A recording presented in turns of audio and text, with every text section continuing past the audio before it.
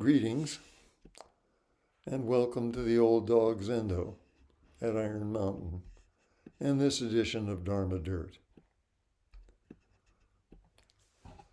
When I was a kid, I used to take things apart to try to see how they worked. Old clocks, small appliances, radios. I never really figured anything out, and I was never able to put them back together. Later, as a biology student, I did a lot of dissections to look at and name the parts. Scientists are very good at that, taking things apart and naming all the parts. But of course, I could never put the animal or the person back together.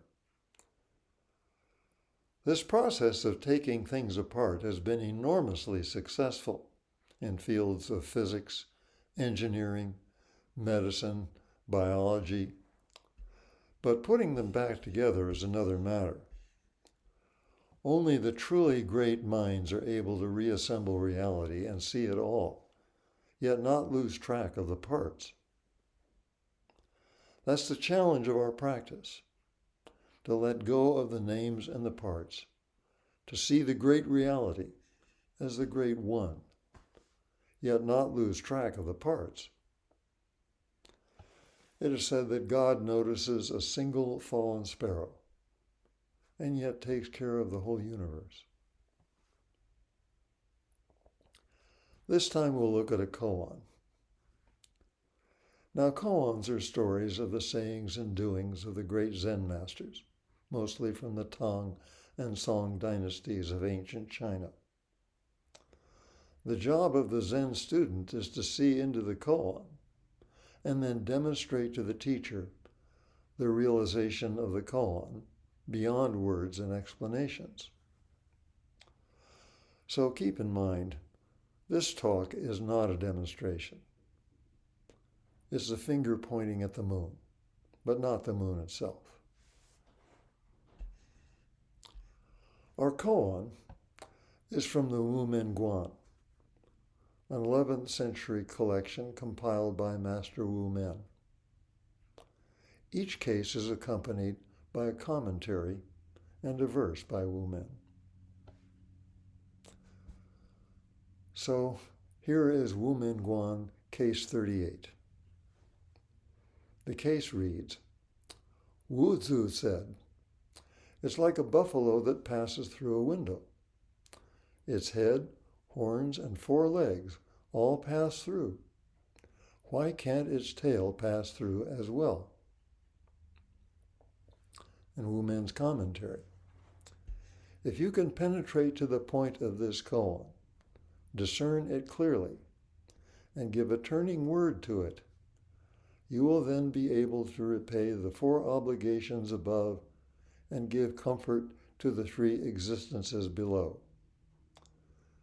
But if it is not yet clear to you, pay close attention to the tail, and you will resolve it at last. Wu Men's verse.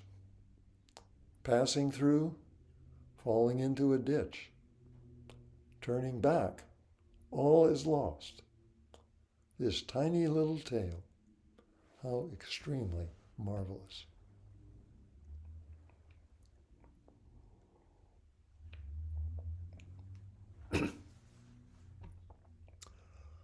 Wuzu Fayan, whose dates are 1024 to 1104, that would be in the Song dynasty, was a master of the Linji school, and so a direct ancestor of our Sanbo lineage.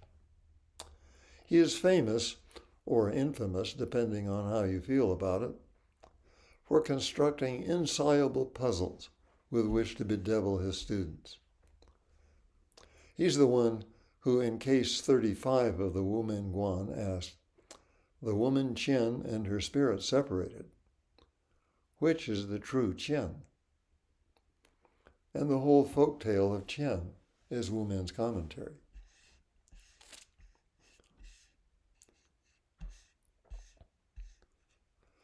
But Wuzu was also open to all experiences, always willing to learn, and willing to use what he learned to teach and to challenge his monks.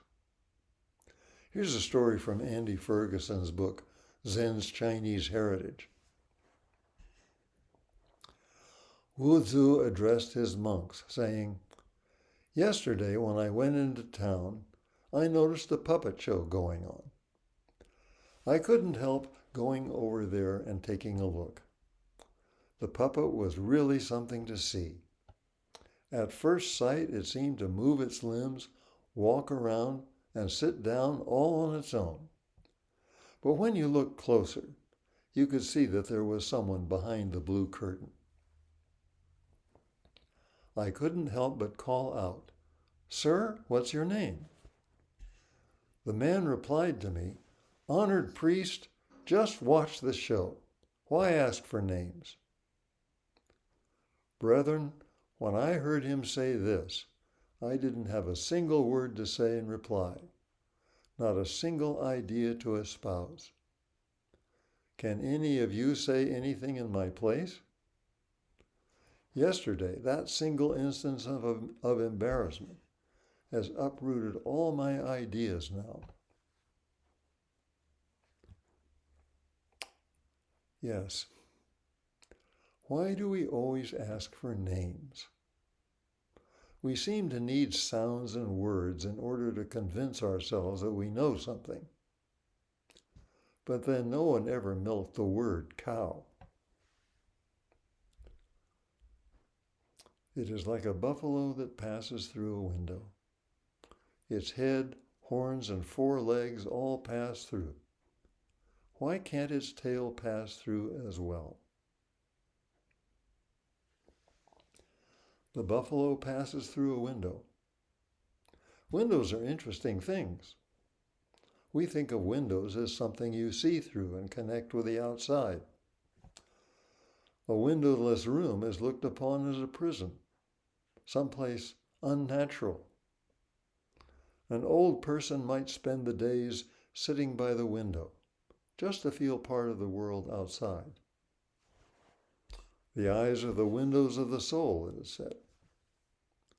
There are windows of opportunity that might be open or closed. A recent buzzword in politics is the Overton window, the range of what is considered acceptable. A tax can only be so high, a law only so strict, a behavior can only go so far. But here we have a window that a buffalo passes through. What is this window? And what about passing through? Well, Wuzu throws a whole boatload of names and distinction at us. Head, horns, tail, passing, not passing. Wuzu has dismembered the buffalo and the universe in a kind of spiritual slaughter. A monk once asked a master, "If you cut a worm in 2, which half contains the Buddha nature?" Can your true nature be divided into buffalo, passing through, and tail, not passing? Enlightenment, or whatever you call it, is an all or nothing game. The Buddha said, "I and all beings have in this moment attained the way." Yes, when the Buddha became enlightened, all the bushes and grasses became enlightened as well. Is the tail a different thing from the buffalo? Is your leg separate from yourself?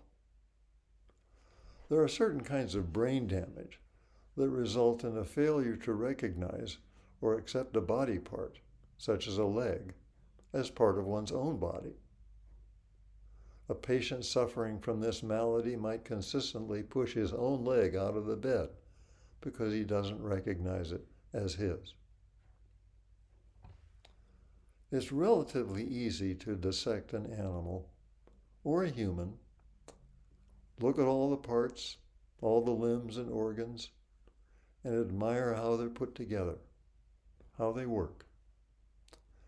But I know from my own experience that dissection, however successful they may be for the biologist, are supremely ugly. Even the parts of a watch or a clock, when scattered about, can generate feelings of confusion, even revulsion. Why? Because they are manifestations of chaos in the very worst sense. We have to put Wuzu's buffalo back together, see it whole and complete. We have to put ourselves back together. We have to put the universe back together, see it all, whole and complete. Wumen comments, if you can penetrate to the point of this koan, discern it clearly, and give a turning word to it, you will then be able to repay the 4 obligations above and give comfort to the 3 existences below.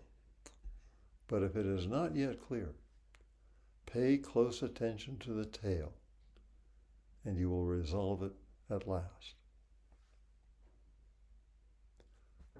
And yet the tail cannot pass through. Indeed, the tail must not pass through. As Baizhang said to a monk, the enlightened one does not evade cause and effect. No, you cannot ignore the parts in favor of the whole, or vice versa. Every part, every particle, every atom, every dharma with a small d, even that tiny tail, has its own karma, its own dignity. Each is worthy of our full attention.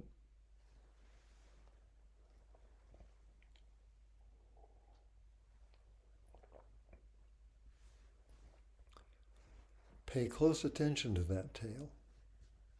Pay close attention to each part, each little thing, each action. Pay close attention to each breath, each breathing of mu, each moment of sitting. Pay close attention to the fork as you eat. Pay close attention to the toothbrush, to the broom, to the sponge, to the pen. Passing through, falling into a ditch. Is there a window of enlightenment that we can pass through or not? Robert Aitken said, before enlightenment, I drank tea with my friends. After enlightenment, I drink tea with my friends. Pat Hawke said, we kick out anyone who makes progress. If you walked into Doksan, the private interview with the teacher, and declared yourself enlightened, what do you suppose the teacher's reaction would be? Would not be fun. Yes, beware of that ditch beyond the window. It's a trap. As soon as you talk about getting through a koan, and we all do that, don't we? You've lost it. Turning back, all is lost. Turn back. Step back, and all is lost. What is lost? Head is lost. Horns are lost. Legs, tail are lost. Ignorance, enlightenment are lost. Your own head, body, mind, life, being, self, all are lost. Is there anything at all left? In that indescribable stillness, nothing appears. Nothing stirs, not even the thought that nothing stirs. But then what are you going to do? Continue to sit there? No, you're not going to do anything because there is no you. All is lost, including wisdom, compassion, love, charity. This tiny little tail, how extremely marvelous. But then this tiny little tail comes forth, and guess what? All comes forth. You, me, the buffalo, the mountains, rivers, stars, and the great wide earth come forth. When you pay close attention to that tail, to that spoon, to that rake, to that breath, it becomes marvelous indeed. As Wumen says, we must pay close attention to that little tail. Pay close attention to the breath, to the koan, to just sitting every moment. We must pay close attention to every moment of our lives, every moment of standing, walking, washing dishes, making beds, mowing the lawn, caring for children. That marvelous little tail is the key. Pay attention.